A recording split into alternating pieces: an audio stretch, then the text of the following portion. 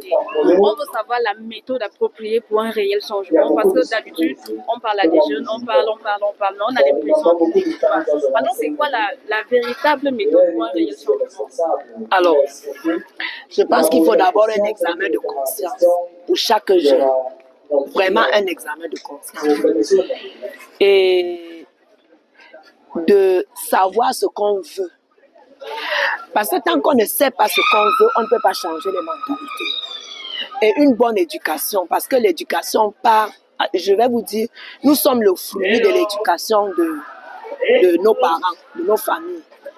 Et quand nous arrivons dans le milieu où nous vivons avec nos amis, nos collègues, les autres élèves, on essaie de copier les autres.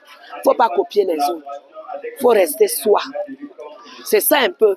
Et à chaque fois qu'on vit, il faut toujours savoir de où on sort. Si vous n'êtes pas capable de vous souvenir de où vous sortez, vous allez vous retrouver dans des histoires compliquées.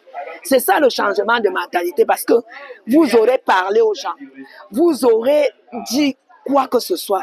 Si la personne n'est pas consciente et ne sait pas où elle va, ça ne changera pas. Vous avez aussi parlé de l'entrepreneuriat. Nous sommes au Cameroun et nous savons que pour entreprendre, c'est parfois difficile. Le coût, les coûts sont très importants. Comment y parvenir quand on n'a pas assez de moyens? Bon, déjà, il ne faut pas entreprendre pour entreprendre. C'est ce que je disais tout à l'heure. Les gens entreprennent pour entreprendre. Je me lève un matin, je dis, et puis ça tique là dans ma tête, je veux faire ceci. On ne fait pas ce qu'on ne peut pas. Et quand c'est quelque chose qu'on ne peut pas, il faut aller vers ceux qui connaissent. Et c'est ça souvent le problème de l'entrepreneuriat. On se lève un matin, on dit je vais créer, par exemple, je ne sais pas, une boutique de vente de vêtements. Un exemple. Je ne connais même pas vendre les vêtements. Je ne sais pas ce que c'est qu'une jupe plissée, une jupe ceci et tout. Je ne sais pas attirer les clients. Quand les clients arrivent, j'ai le visage attaché comme si je ne sais pas quoi là. Il faut apprendre. Les gens créent les entreprises pour gagner l'argent. On ne crée pas l'entreprise dans un premier temps pour gagner l'argent. On crée l'entreprise parce qu'on aime. On aime. Quand vous allez aimer ce que vous faites, vous allez braver toutes les difficultés. Vous allez vous en sortir. C'est ça l'entreprise.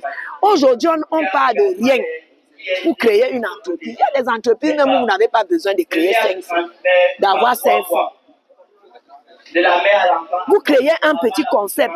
Je vois par exemple ceux qui ont fait l'informatique. Moi, j'ai mon entreprise. Ceux qui ont créé, qui font de l'informatique aujourd'hui sont les plus privilégiés. Parce qu'ils peuvent créer des petits systèmes. On a besoin des petits systèmes, par exemple, pour savoir à quelle heure tel employé est arrivé. Vous voyez, il est arrivé en retard. On a besoin de savoir, par exemple, qu'est-ce que tel est en train de faire à tout moment. C'est-à-dire, si je regarde mon ordinateur, comment je peux faire? On a besoin de petites bases de données dans les entreprises pour essayer d'organiser le travail, programmer, planifier les activités. Les informaticiens peuvent le faire. Regardez un peu le logiciel Aigle, qui est au ministère de la fonction publique actuellement. On parle de ça. Vous pensez que c'est quoi? C'est un logiciel qu'on a créé, sûrement tout simple, et où la personne est en train de gagner des millions. Donc, il faut avoir l'idée. Il faut avoir l'idée. Il faut oser. Et puis, en nous, en fait, quand chacun s'assoit,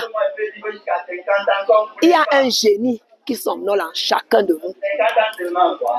Si vous détectez ce génie-là, vous allez réussir. Les maîtres mots, aimer son travail, être honnête et patient. Voilà, et persévérant. D'accord, merci beaucoup. De rien.